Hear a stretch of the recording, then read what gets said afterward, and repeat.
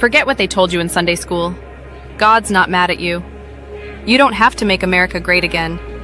And your spirituality doesn't have to look anything like theirs. Welcome to Evangelicalish with Paul and Ashley. We're untangling and unlearning what harms, reclaiming what heals, and searching for a new kind of 21st century spirituality. Yeah. Welcome to Evangelicalish with Paul and Ashley. Forget what they told you in Sunday school. Reclaiming what heals. Oh, it's my Instagram is playing behind Oh, me. it's the Insta. I got to figure out how to get. Welcome to Evangelicalish. Oh shoot! Where is the volume on Instagram? There it is. Okay, now we've muted and we're fine. Okay, rough start. Greetings from inside our house, I guess. Like, Happy Friday. it's Friday. Yeah, so we're Friday is not a normal thing for us, but we have some family stuff on Sunday that happens sometimes, and Yep. we are even we don't have to go into everything, but we're stepping into a church building on Sunday. That's going to be interesting. It's actually going to be really cool. I can't wait to come back next weekend and talk about it. We're going into an Orthodox setting, which I'm pretty fascinated by. Eastern Orthodox, yeah. Yes. So, yeah, we are so dedicated and addicted to talking to one another and to people who join us live that we're like, tell you what, let's just do our conversation, our weekly conversation. We're just going to do a Friday night because, like, why not? What could be better? What could be better? Ooh, I also want to say I am starting to work on guests again, and we have one in just a couple of weeks. Do you know who? Say who? Dan McClellan. Hey, Everybody woo-hoo-hoo. loves Dan McClellan, so that I love Dan McClellan. I'm just such a big fan, so I'll have to pull myself together to have a slightly reasonable conversation with the dude. Yeah, and a big celebrity like him. So yeah, he's big time. Yeah, he's a big time. Yeah. So it's Friday. Thanks for joining. I'm seeing Doug on the left. Woot woot. Good to see you, Richard. Hope you're able to join us. He's got a Viking something. He's in Minnesota, I suppose. So the Viking. Is there a game? The preseason's going on, I think. Oh, fun. The Vikings have really created a stir in the MAGA world because they have two male cheerleaders this year. As in dancers or as in like stuntmen? I don't know. I really haven't paid that much attention. I just know people on the right are losing their shit about that, about Cracker Barrel changing its logo, and about the Sydney Sweeney thing with the jeans. And it goes on. Sydney Sweeney is another week of. Well, she's going to do ads for Cracker Barrel now, so like it's all coming together in the. Wait. Was that intentional or in like a part of sort of writing this publicity wave? That's crazy. No, yeah. Oh my gosh. Well, Alex is joining us from down under, from Brisbane. Yeah. So excited to be here at a time when we moved to Sunday mornings, we lost our friend Alex. So good to see Alex in the chat, and River Hugger is joining us as well. River Hugger says, thanks for being so dedicated to Ish. Well, thank you, River Hugger, for being so dedicated to There you go. Right back at you. We're rubber, you're glue. Whatever you say. So one guest we had on not so long ago was Amber Katorna Wild. Yes. And she told us the story of coming out to her family in her 20s. And her father was one of the developers of Adventures in Odyssey. Which he was like the producer or something, I think. So yeah, he was like at the top of it. And so they lived in Colorado Springs. Her dad worked at Focus on the Family. She has a picture of herself with James Dobson when she was 3 years old. And you didn't know this till I just told you right now. James Dobson is dead. I did not hear that. I cannot believe, I feel like, does he wasn't even that old, was he? I mean, is this like an 89.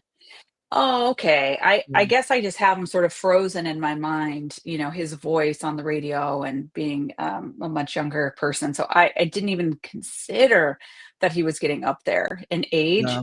and, had not heard the news. So yeah, my chin was on the floor, like, seconds before we came on the air. And you're not the social media digester that I am, so you I may don't not. know my password That there, to the there, internet.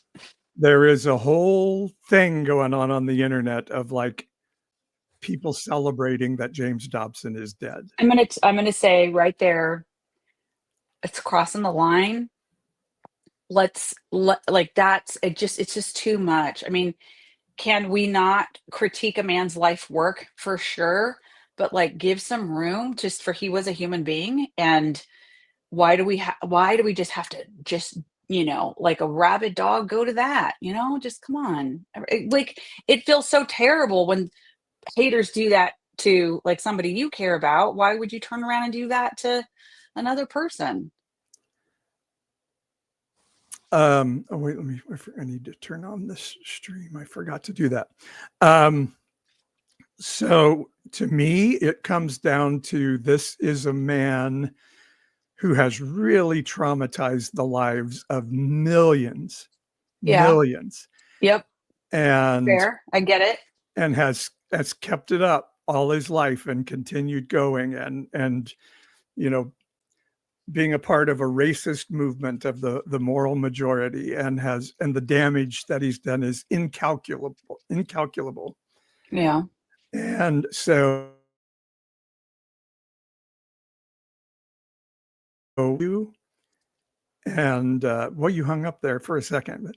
So did you. Um, I'm not sure if it was you or me, but I was oh, laughing okay. at, River Hugger says, "Because some of us are terrible, hateful people."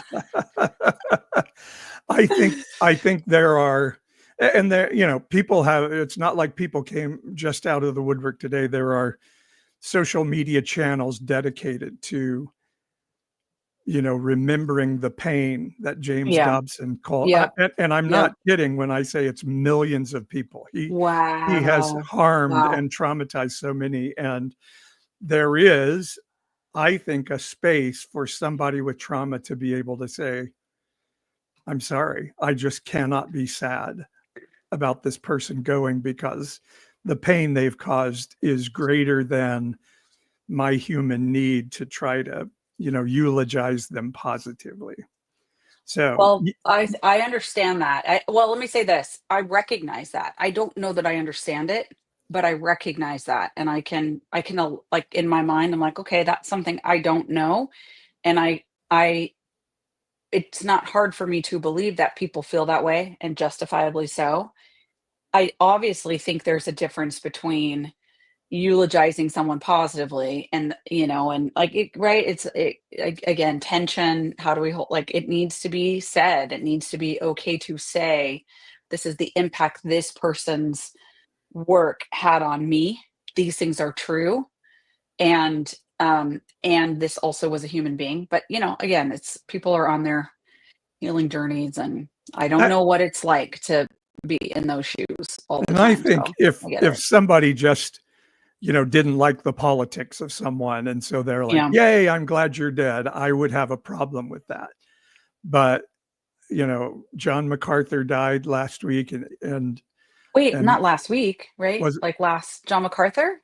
John MacArthur? Yeah, it was Just recently, last week? just Hold a on, I couple gotta of Google it. within the last couple of weeks. Yeah, What? and so I cannot. There's nothing in me that can say, "Oh, I'm sorry for him and his family," because these are two men that have done who piously, in the name of God, have done horrible things to people's lives. He And died July 14th, okay, so John a month MacArthur. a Yeah, month so ago, not that 4 long weeks ago. ago. How long ago did you think he died? Last year. Oh, no, no. No, he was still doing horrible things in the last year. Okay. All right. He was Well, kicking abused women out of his church and publicly telling, right. I think, you know what, I think I all that. probably remember hearing about that. So in my mind, I'm like, oh, news bubble around that guy. And I was equating it with his passing. But I think that was what I'm remembering from last year. Now, one more thing Yeah. before we jump into Q&A. Yeah. Dark woke. What is dark woke? Well, you may remember during the campaign, Elon Musk started calling himself Dark MAGA, which I have no idea what that means, but he even had black caps that said Dark MAGA. And so the governor of our state, Gavin Newsom, is now dark woke. And he is Really? That's he what he's embracing as like, I'm proud of being I'm in dark. I mean, when I hear dark, I hear like, like assassin, like dark web, like that's like I'm gonna get you and you're not loose, you're not looking for it. So he's saying like I'm going that way with wokeness. I think he's going to the when they go low, I'm going to get down there in the mud Yeah. with them and start Yeah. punching. When And they so go low, we go like silent but deadly. Like well, SED. he's anything but silent right now. No, that's true. He is trolling Donald Trump, and I gotta say it's pretty funny. And there's They're even good. They're people very even good. know the name of the woman who's handling the social media for him on this. Uh-huh. But there are like, I saw today AI pictures of him. You know how people do like crazy pictures of Donald Trump and make him look like Rambo and stuff. Well, there are pictures that make Gavin look like, who is the guy with the long blonde hair, Fabio or something like Fabio, Fabian? yeah. Fabio, yeah. And he's like saving Melania from Mar-a-Lago. This is classic. Oh my Yeah. God. These are like instant classics. Okay, so first of all, not on the air, but I'm going to ask you who the name is of the person doing this because it might be somebody I know, and if it is her, yeah, she's definitely a political assassin. Secondly, I may just have to get back on Twitter/X to see this. I took the app off my phone, but I may go on just to see the governor troll the president. Well, it's pretty funny. And then at a very serious level, he's putting a referendum. Did you send me a text? I don't see it. When? Oh, I thought you were sending me a text about the name of the person doing Gavin's. No, you'll have to tell me after, and then okay. I'll tell you if it's somebody I know. He's doing a referendum in November to see if we can vote for redistricting in California to try to offset the gerrymander mid-decade of Texas to try and take back the House in a very dubious manner. Yeah. Yeah, in fact, I was pretty marveled because the governor signed the bill yesterday, and in our mailbox yesterday was our first anti-Gavin, anti-special election piece of mail. And I was like, damn. Like, well, first of all, I saw it was political mail, so I assumed it was in support of, the special election and the governor's position. But I read it, it was like Common Cause and League of Women Voters say these things. And I happen to know the people involved in those organizations. I happen to know that they're in support of doing this special election. So I was like, oh, this must be mail from the governor's side of things. And then I read closer and it was like, it's attributing these quotes of like, we hate this is bad for democracy, don't let democracy die, say no to this special election, blah, blah, blah, blah. And I was like, well, they're obviously taking just snippets. There's a lot of people who are saying we hate this, but it has to be done because of all the reasons. And they're taking the first half of those sentences and putting them on political mail. And the piece, of course, it was paid for by sort of California's one largest remaining big time Republican donor, Charles Munger. So I was like, oh, okay, this is an anti piece. Just I saw it was a good piece to be fair. It was a very good piece. Hey, there's no shortage of money on the right wing side of things for sure. The I saw the first polling out today, and it's 46% for voting for the redistricting and like 32% against. I think I I saw. saw polling yesterday that was 57% in support. Yeah. I did not see that. Yep. I did not So see I that. I think it was, I'll have to look it up. I think it was Politico, but I'm not sure. Well, I think it's kind of like the James Dobson thing. It's like, okay, this isn't optimal, and in normal cases, I would be adamantly against this. I think gerrymandering is a crime against liberal democracy in every way. But there is a point where we have to say, it was like when President Biden, received Donald Trump at the White House, and it's like, it feels like you're inviting the fox into the chicken coop, because that's Right. what we do. And so I just don't, if there isn't a response to what Texas is doing, there's some sense like maybe we don't have elections for that much longer in America, so it's going to be a painstaking process. So I I'm think, checking quickly on that first poll that I saw. Let's okay. see here.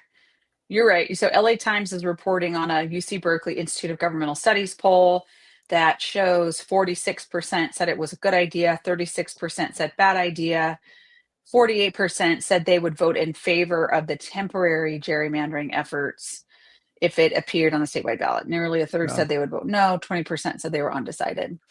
Yeah, and in the story, one of the pundits they were talking to said, when you put a proposition up, you really want to be at like 56, 57%, because if people don't understand what they're voting for and they do vote on it, they tend to vote no, Yeah, just as a default. So sure. But yeah, also it's a special election with nothing else on the ballot. So, it's gonna be super low turnout. It's gonna be very motivated motivated. people Yeah. on either side, and it's just gonna be like how much fervor can get whipped up between now and November. So Yeah. And it's just amazing how many, particularly like with the dark woke, how much Fox is losing its mind and saying, this is so unbecoming of a governor.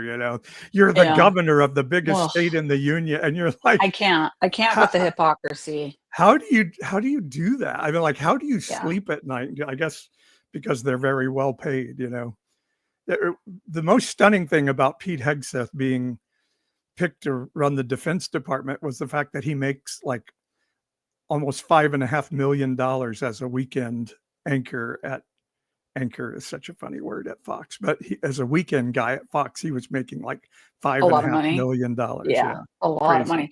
Well, I mean, I guess he Okay. made so much money he could afford to take a couple years off, and then what'll happen is because he's been in this role, his speaker fees, like his potential to make money will be exponential. So it was like worth taking a bit of a pay cut, for what he'll get on the other side. Oh, I think I would maybe say it used to be like you got these jobs and you got wealthy as a consultant or when you got On out. the other side, right? That's not the case anymore. There Now you is. just get it directly while you're in the office. That's right.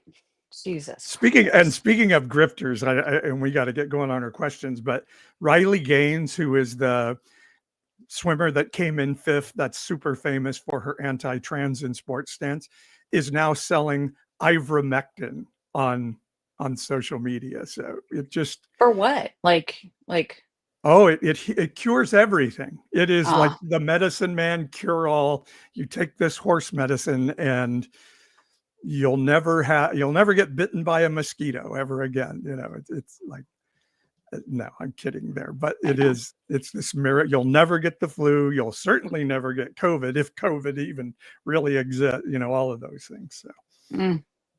all right. So we asked for some questions and we got some questions and we got some good questions. And for those in the chat, you guys can ask questions too. And this is our Q&A show for the day. You guys on Instagram can as well.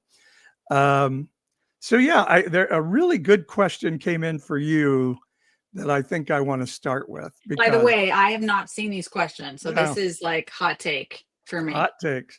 Well, the first one is from our friend, and I think I can say his name, it'll be Mike Wells.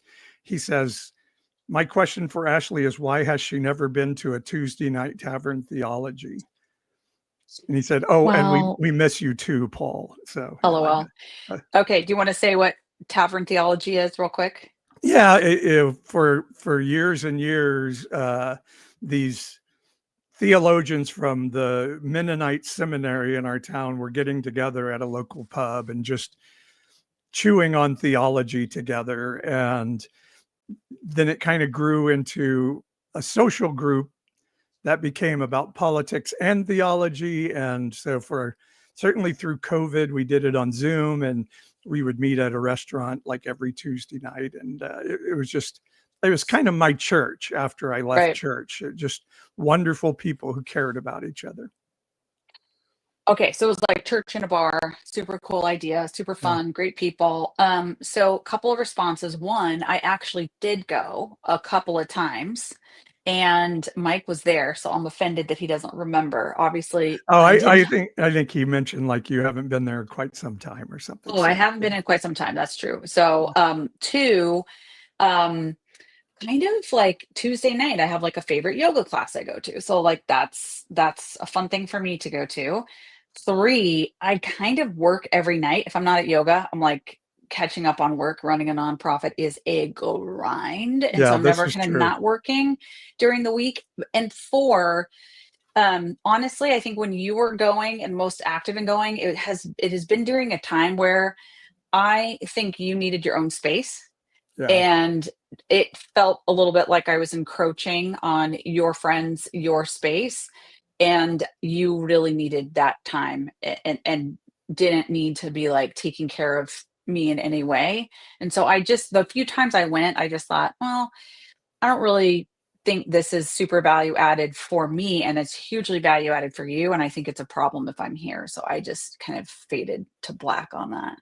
And you're not really the one to sit around and have a beer and chew on theology. Well, I would love to sit around and drink a beer, but I don't. You're right. I am not. I mean, I might talk politics. I'd kind of enjoy that. Um, I don't know. The things I'd want to sit around and shoot the shit about are not really theological things. I think I'm a little more like practical sometimes. And so yeah, it just wasn't really my thing. But I'm grateful for it, and I know has been a big part of your life, and I'm glad for that. Well, thank you.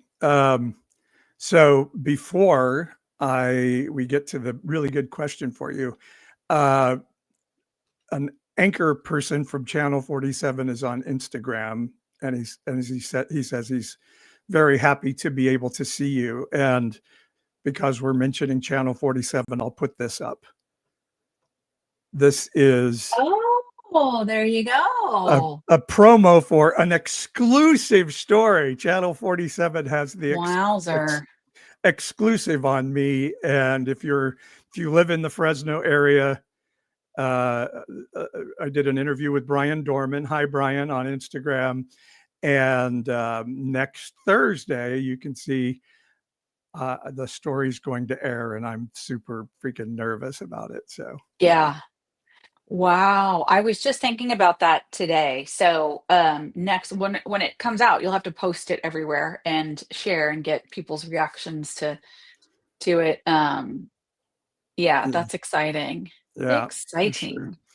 Well, good to see you, Brian. Thanks for joining us. Oops, I almost hit the wrong button here. Now, how do I get out of this sharing? I think this may be it. Okay, good. There we go. All right. Here's a question. It's from Janet.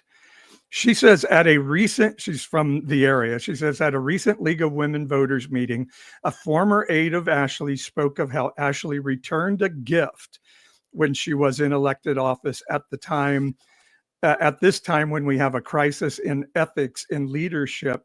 I would like to hear her talk about her personal ethics as an elected official. I wonder okay, so I mean, if it's what I'm thinking of, I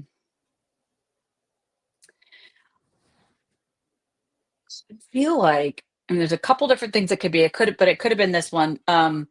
So when I was running for state controller in 2014, so I was trying to raise money statewide, and there was a group of donors in San Diego, one notable developer donor who was going to host a fundraiser for me, and he had written me like a maxed out check. And we were hungry for money, so it was like super great to have this sort of high profile large donor sign on to the campaign. I went down there to do some donor outreach, etc. And I went to the, oh my God, I went to the Lincoln Club, which kind of like every county usually has like a Lincoln Club, but it's the sort of the center right business group, part of the Republican Party. And they were having a retreat on Coronado Island. And so I went. I wasn't the main speaker, but I was like one of the speakers. And I got asked a question in this room of people. They're like, hey, how do you feel about high-speed rail? And I started giving reasons and support.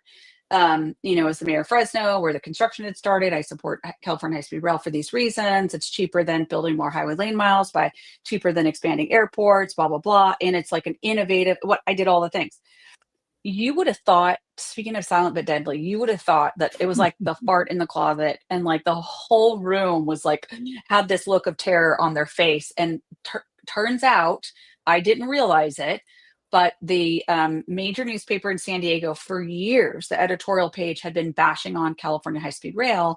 And so the guy told me after that, asked the question, he was like, that was just like a softball for you. I can't believe you actually support California high-speed rail. How could you? Like, you're so stupid.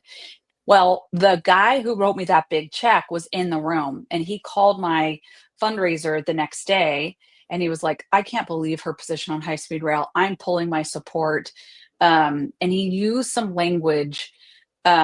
He said, what a waste, like that. He said, what a waste, to her in a text message. And she shared that with me. And I thought, I was like, so taken aback by that. I called this person and I said, I don't need your support, like that badly. I only want financial support from people who believe in me as a leader. And I will not, I'm not going to be a waste to you. I'm returning your check. And so I did return his check. And then he was like, he sent it back. He's like, oh, no, I've never had a candidate do that. Wow, blah, blah, blah. And whatever, we got into the keep it. No, whatever. So anyway, all that to say, I just feel like it's like my mom was as straight as an arrow. She was the most integrous person, except for many of the personal struggles that she had that she could not be honest about. That woman could not tell a lie.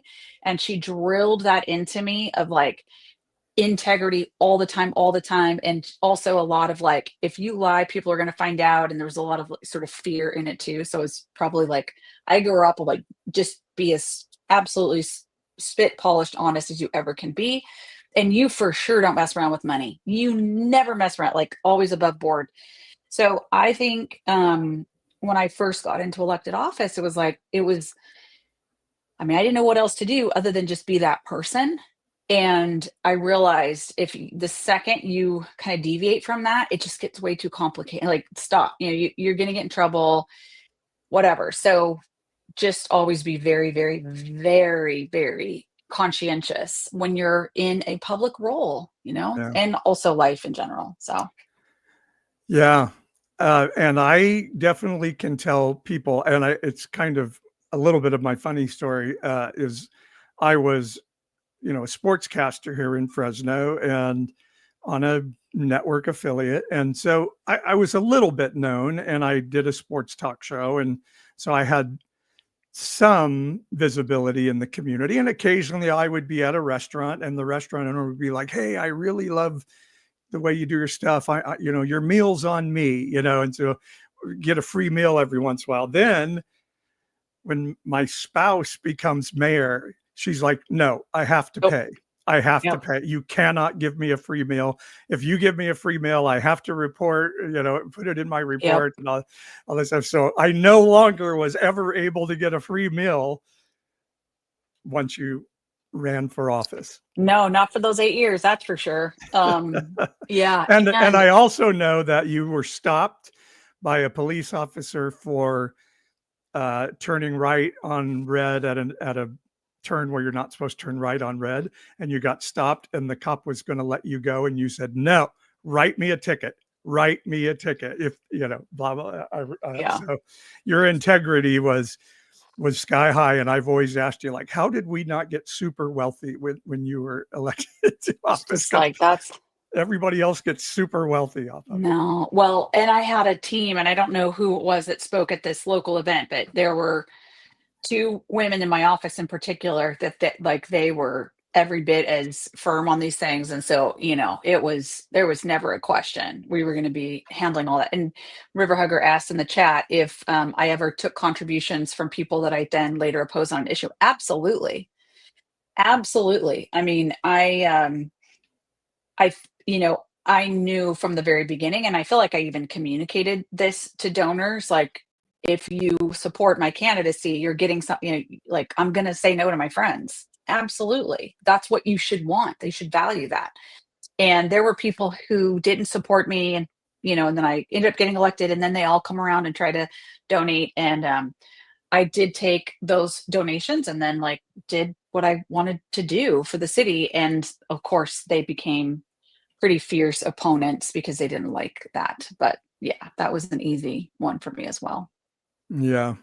What is amazing about you, and we play it out on the show all the time, that you're the bridge builder, and I think people would be stunned if they really knew the inside of how many people who hated you either are now working closely with, or still find ways to work with them because of who you are. And it's always amazing to me, because that's not who I am. But yeah, you are working with people who at times thought your policies were absolutely horrific, but they still enjoyed having relationship with you. Well, thank you for saying that. I feel like this is boosting my ego right now. I Yeah. think I could have done a lot better on that front. I actually think I did blow up relationships because I was so firm on certain issues, and I think I could have remained firm and I didn't need to like punish people. And I didn't punish people politically, but I think I like got really emotional and dramatic about people being on the other side. I don't think I needed to do that, but you know, I don't know. It's just you find people that are, I used to always say, it's like there's kind of 2 types of people in the civic arena, those who are fighting to keep things the way they are, and those who are fighting to change things. And on both sides, I was on the fighting to change. There's a lot of fights about how to do that. So a lot of my big political arm wrestles was with people who were actually in pursuit of change, and it just was like some power struggle going on. And then like sort of post office, I think we've been able to calm that down and kind of understand each other's priorities better, work together, etc. And also we were all a lot younger, so I wish I kind of had that perspective when I was 36. I was sworn in when I was 36.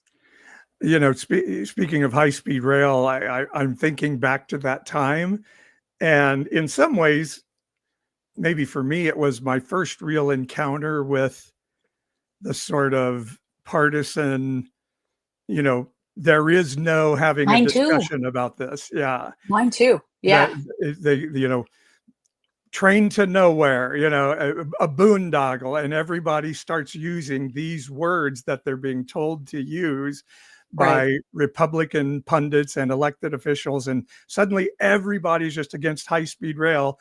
And they don't really understand why. They just hear it's too expensive and this and that. And there's no, like you said, it's like, what a waste, if she's supporting high-speed rail, because a lot of people, I think, had no idea why they were adamantly opposed to high-speed rail, and still to this day don't.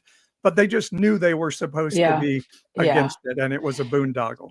Right. Well, yes. And I remember, and this is not necessarily about high speed rail, but just to make the point that when the political ideology like gets a hold of your mind, it just distorts so many things. So I recall a couple in our church left our church because I supported California high speed rail. Can you imagine just being like, praise Jesus, hallelujah, I love this church. What?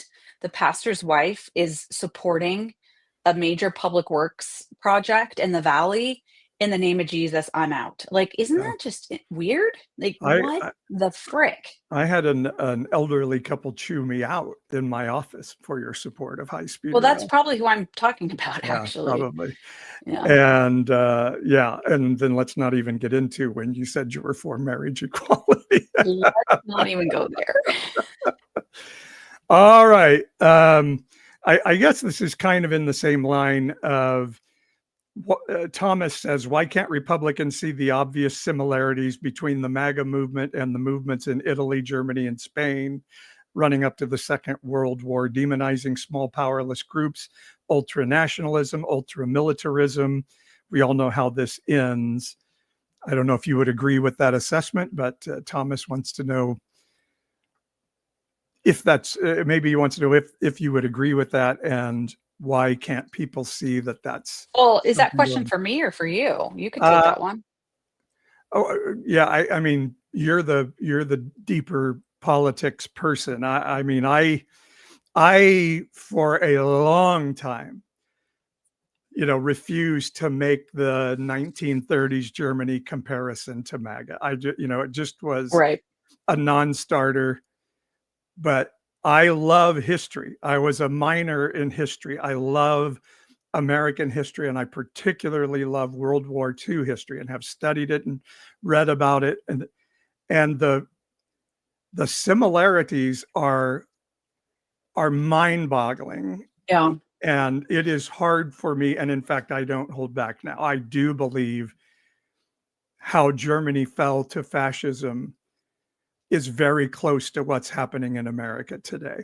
And maybe an exact parallel almost, because I was always like, how could, Hitler was not an impressive guy initially. And, his opponents called him the little colonel, as making fun of him. And they thought, well, we'll make him Right. president because he's, he won't do anything. And all of these people fell to this guy, just some guy. And now I'm like, oh, I actually am seeing how once you start getting people to agree that the media is evil, that those people of another color than us or another religion or nationality in us are evil, all of those things become queer people are evil. It becomes pretty easy to start to manipulate people with fear into pretty horrible things. Yeah, I think that um I think I think we need voices to be raised. I think, particularly um, any objective, authoritative voice, academics, people who, who don't appear and who are not coming at it from a like, I get more clicks when I say these things, like kind of that baiting thing. I don't love that, but I do think sort of clinical, like I mean, there's a lot of books that are being written about this. I certainly come across this thinking quite a bit that, there's a lot of people shining the light here. Um, I think that's needed. And I don't want to disparage people who are raising their voice in like a more shrill fashion. I think that's part of like, just basically think people are walking around thinking, oh, that can't or won't be us because we've seen it before. And we things are different now. Like it's a much more transparent society. Like every little movement of everything is like it is different in some ways. And back in that day, like at least in modern times and ways in which people could look back and see historical records, they didn't have a track record of that. Now we do. So I think people have this sort of feeling of safety and comfort that like we would, we wouldn't go that far. Having said that, things have gone so far that it is now time to be constantly in my view, objectively mirroring and analyzing and just talking about it. So, and have gone so far in 7 months. It's not, yeah, I think some of what you're talking about may be part of the problem too, because I really do think Americans are like, right. 250 years we've been doing this. It's going to be fine. It's going to be fine. But Yeah. that's what every empire It's, has said through all of history. it's just that we know, like, anybody who is seen to have an agenda isn't trusted in what they're saying. That's the problem. So it's really hard to break through and have this sort of credible voice that people will stop and listen to, because if it's somebody who's, center left or any like that, everyone just goes like, oh yeah, you're saying that to get attention, and the message gets dismissed so quickly. I have to say, I cannot understand, and maybe I need to ask myself this question. When a president puts American military Yeah, troops no, it's frightening. on the It's ground in LA and frightening. now DC, and Yeah, clearly it's is doing all these things as a trial run to put him in any city that's hurt his feelings at any time. yeah, And that he had the FBI invade John Bolton's house today. Like, yeah, these are things where yeah, people, yep, I don't yep, understand why yep, they're not screaming to high heaven, particularly are like, I'm a constitutionalist people. Well, that yeah, is as radical a violation of constitutional and certainly presidential norms as can be. And yeah, it's super scary. Like, yeah, because there was no reason for the military to be put into LA and no reason for the military to be put into DC. And it's just a president saying, I want to show you that I can, so that you'll yep. be And the bowed guardrails are before me. down, right? Yeah. The Supreme Court, the guardrails are bent slash down. And so now it's like it's falling to individual human beings to make a decision about how they feel about these kinds of issues. And ultimately, the, sort of the big metal pontoons on the pontoon boat of America is public sentiment. It is the, you know, you've got the little gate that keeps you from falling off, like this, the court system, social norms, like those things are gone. So it's like what keeps this whole thing afloat is individual people saying, either conceding in some way or like, just not doing anything, all that. So it is very serious. It's like we're down to the last, sort of the front line of all this is individual people's views of what's happening. Yeah. And that every Republican politician has given in to this is, it's pretty crazy. All right. Or retired. Yeah, or retired. So this one is from our friend River Hugger. We corresponded on this earlier, but I thought it was a good one to bring up in the discussion. I sent out a newsletter, and I've been talking about Jezebel since we had the show on Jezzy a couple of weeks ago. Last week. Yeah. What the hell, Jezebel? That was Sunday last week. So I wrote, I believe, a Substack on, rethinking and saving the story of Jezebel. And River Hugger sent a very interesting question that says, I get the point that people hurl the name of Jezebel to accuse women of sexual immorality as a way to undermine them. However, the Jezebel of the Bible was a murderer, perhaps even a mass murderer. To me, she seems truly evil. Why would we want to reclaim such an identity? So I think that's a great question and one to think about. So do you want to say anything on that, or do you want me just to tell kind of what I That's all responded? you. That's all me. All you. Okay. Well, so I think I kind of went, sort of. So number one is when you read the Old Testament and any of the historical books, and I use those in air quotes, historical books of like Kings, Chronicles, you have to realize that these are men from the southern kingdom. So there was like one Israel under David, and then they split into the northern kingdom, which was called Israel, southern kingdom, which was called Judah. and northern kingdom Israel gets taken by the Assyrians, dispersed, and the northern kingdom no longer exists. And the southern kingdom stayed around for a lot longer before it collapsed. And so you have the people from the southern kingdom writing this history, and they passionately hated the people in the northern kingdom. So he who wins, gets to write the history. And so to some degree, we have to take everything written about the northern kingdom with a bit of a grain of salt, that they had every incentive when writing to make everything the northern kingdom did look incredibly evil. And then the things that Jezebel is, called horrible for really espousing her religious heritage and helping fund it, and those, and then even like killing people. Those are things that the men in the Old Testament are lauded for. And of course, it had to be the right God for them. I understand that. But men in the Old Testament quite often are like, he did right in the sight of the Lord. He went and killed all the people, including the pregnant women and the babies.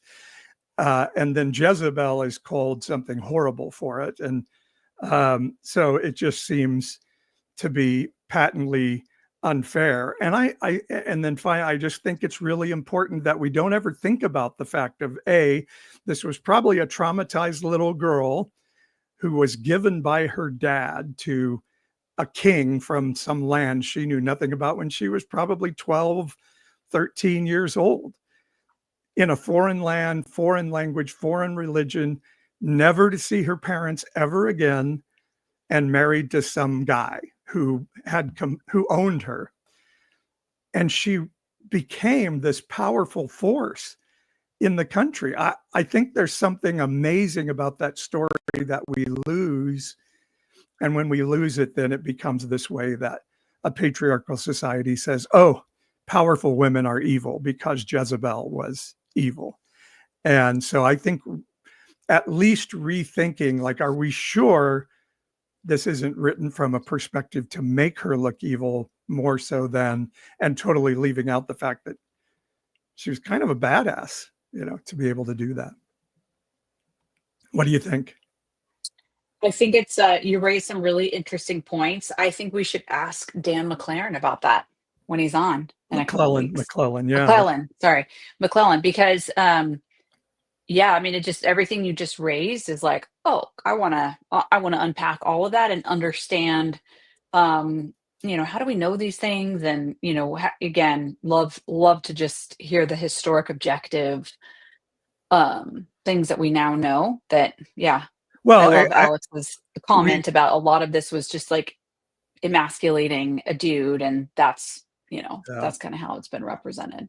We know the history of how kings operated and how daughters were given as trade tools for, treaties and trade agreements. And I don't think there's any reason to think that anything other than that happened to Jezebel.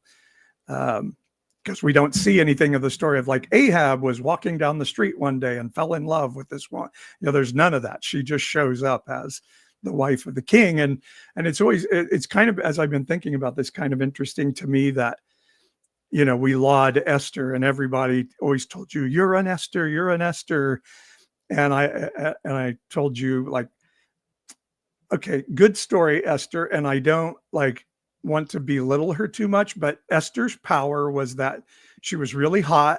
She won a beauty contest and probably was really good in bed, which is why she was able to enter the king's chambers without being beheaded. But here's Jezebel, who's like making deals and running organizations and all of this stuff, and we call her evil. It's a really good point. And by the way, really good point. Esther did have, she did lead to people being killed because of what she did, and is lauded for it. So, yeah. Whoops, sorry. But she was under the authority of her male king. So, all these years later, And of we her uncle, celebrate. don't forget, Yeah, Mordecai also was yeah, telling her yeah. what to do. So, yeah. So Dawn, you got a lot of atta girls for the first question. Dawn says, Ashley, how do you stay so young and beautiful? Go on, Dawn. That's not a real that's so sweet, but I don't wanna I'm being shy. No, no, say Oh, more. stop. Stop, don't stop. Enough about you. That's Enough about me. right. Let's talk about you. What do you think about me? Yeah. I don't know, like, maybe this filter on this, app that we're on is just, like, turned way up to high or something.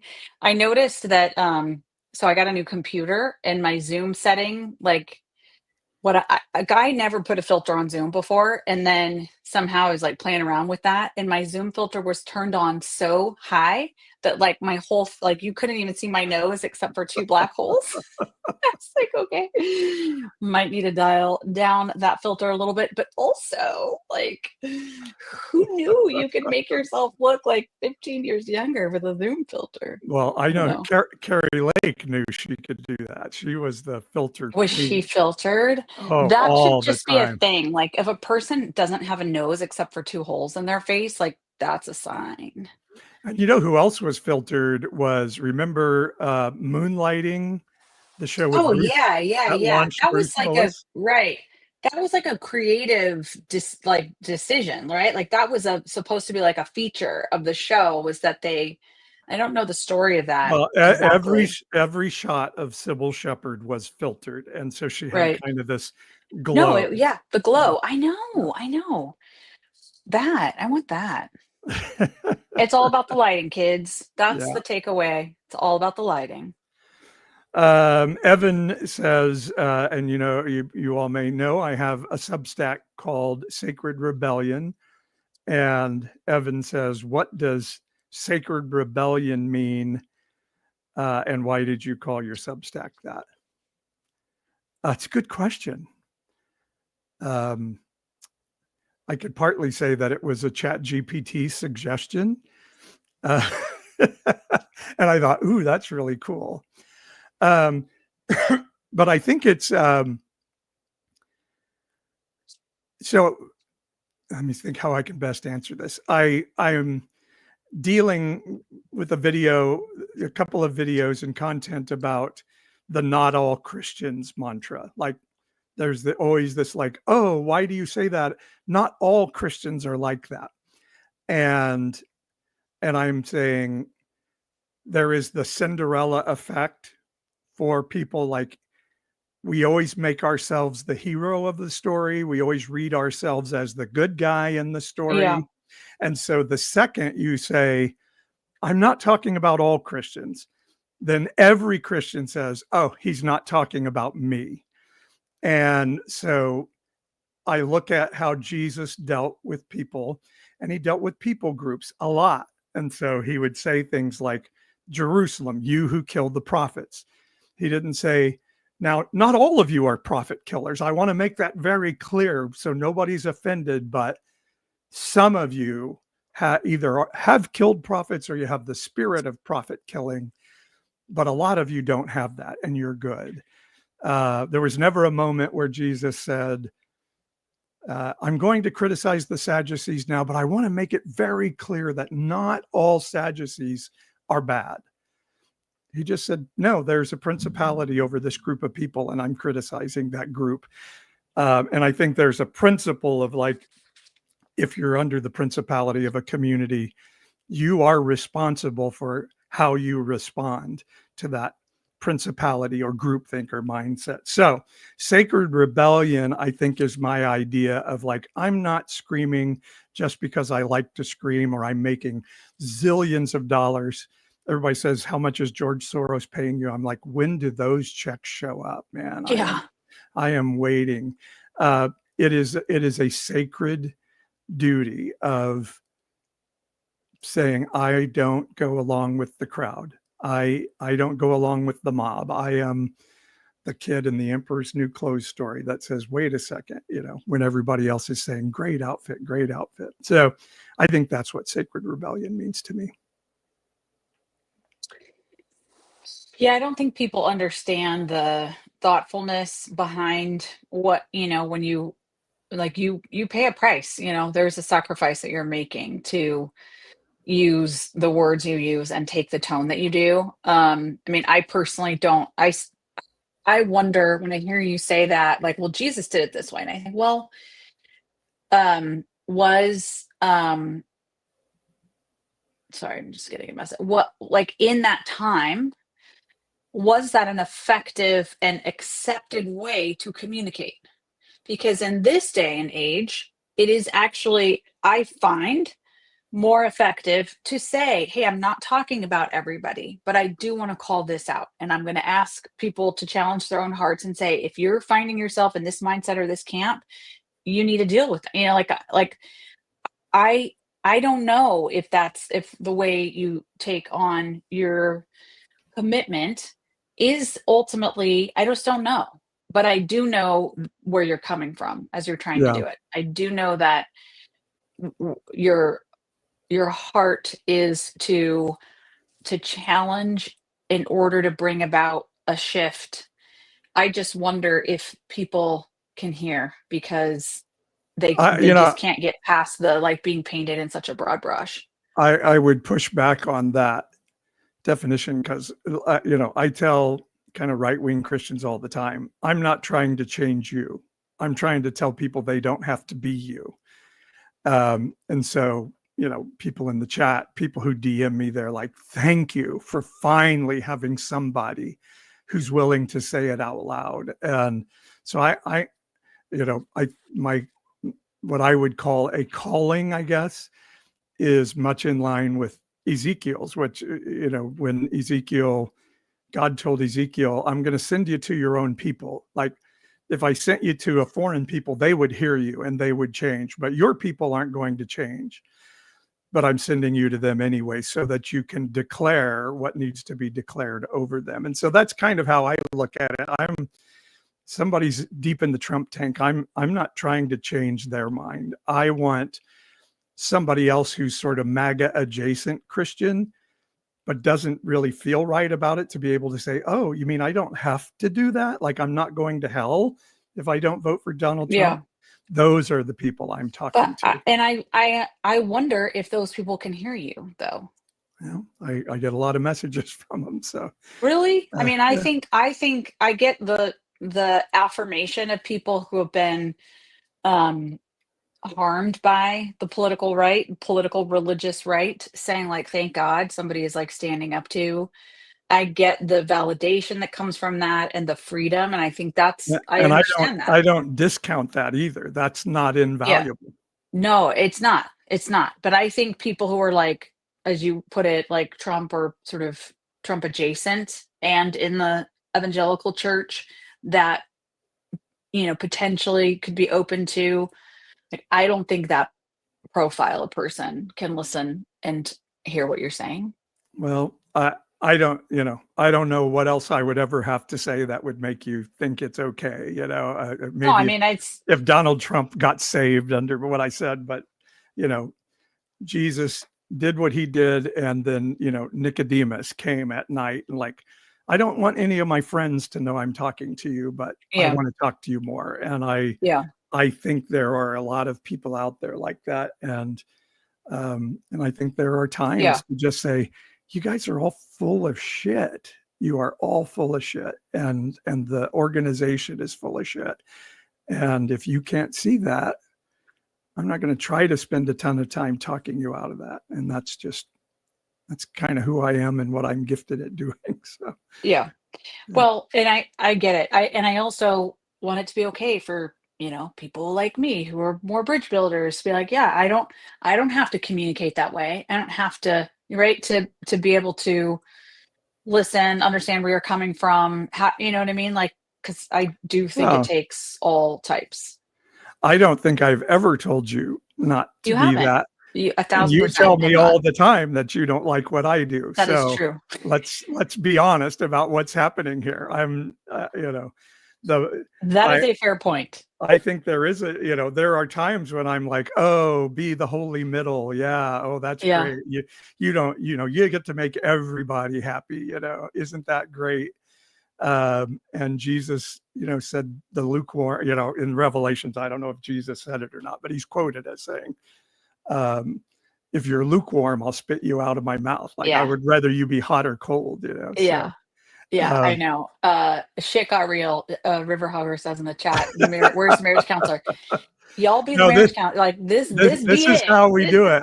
This is Uh, how we do it. This is how we do it. Yes. And we have a long history of processing through like the twists and turns of these conversations. So, and I think it's probably one of the things I appreciate the most about you is that you totally give me, like, well, it's my freedom. You don't require of me to be subsumed in any way by what you think, or you know what I mean? So like, I think that's pretty awesome.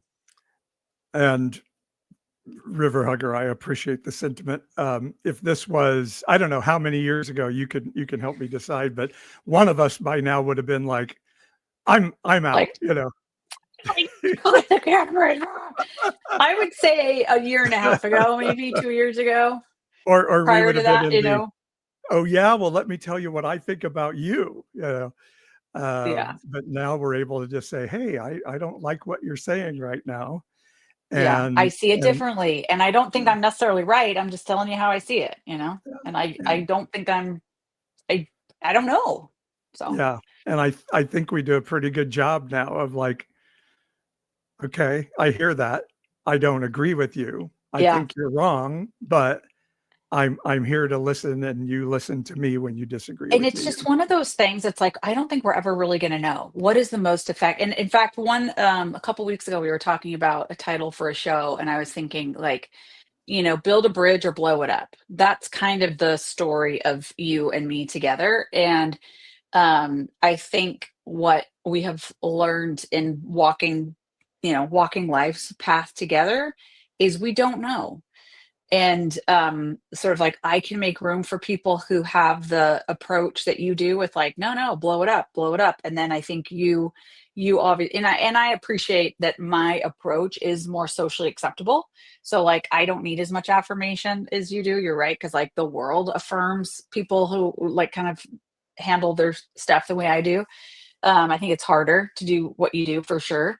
But anyway, we don't actually know, but I think what we 1,000% do know is the ability to stay together, like to not break relationship over it, and to hold the space for, I value you. I don't exactly know. I don't have to do ideology with you. I trust you and I know where you're coming from. And we make room for each other. And Yeah, that is, to me, how how you live life in a spiritual way. Is like, is that not valuing the other person who's, yeah. a divine creature, holds the eternal in them. Well, and I think part of the reason I kind of spoke up was, you know, I think it's like vegans. One of the reason I think people hate vegans because it's so much like, and I don't hate vegans. That's probably not the right term, but there's an idea of like, okay, you've decided to not eat meat. Great, live your life. And vegans are like, oh, you eat meat? Oh, there's a superiority. And I think there can be at times the bridge builders are like, you don't see both sides like we do. And the people like me are like, great, be a bridge builder, be a bridge builder. Yeah. So it's a little bit of an unfair Well, I will relationship. just tell you, we're in the community spaces in which I work. Trust me. What do they say? Like, trust and know that the bridge builders are not valued. It is the bomb throwers who are. The agitators, the ones who challenge, and poke the institution in the chest, is far more valued in my day job I pay a huge Yeah, price for this is being true. like, "Hey, hold on a second." Da, da, da, da. I mean, so I would say no matter where you sit, sort of like where you sit determines where you stand. No matter where you sit, there's going to be people around you that treat you poorly for doing what, handling your stuff the way you think you're supposed to handle it Yeah, for and sure. providing the leadership that is authentic to you. So, anywho, Okay, we didn't get I through a would lot of say, let me questions. say, in the church world, I think you're right. In the church world, my style is so much more favored. I appreciate that point. Yeah, yeah. I think, I think Trump has changed things to where decorum is not rewarded anymore. Um, Yeah. yeah. So we didn't get through too many questions. We might have to come back to some of these. Well, and yeah, this did turn into a marriage therapy. So, I want to do one thing before we go. Hang on. okay. The new Substack is here. The new Substack is here. You heard it. Unconventional Pastor Paul has a new Substack page, and you don't want to miss it. It's where I'm sharing daily, deep thoughts, prayers, and insightful content, where the manhood of God is being stolen. Where Charlie Kirk can finally learn what a woman is. And a monster at the door can be monstrously beautiful and powerful. If that's not enough, you can read my political blog on the Collective website, where we believe in the power of independent media to challenge oppression and fight fascism. Sacred Rebellion and the Collective, live inspired as we journey into this 21st century spirituality together. It's supposed to be live, wild. live inspired, but Yeah. Did he say live he inspired? said live inspired. Live inspired. It's so weird. Like the one of that is your normal photo with your lips moving and obviously not your lips and your teeth because it doesn't have braces on. Like that looks creepy to me. Everything else I think is like super clever and interesting. But that one I'm like, whoa, that looks so weird.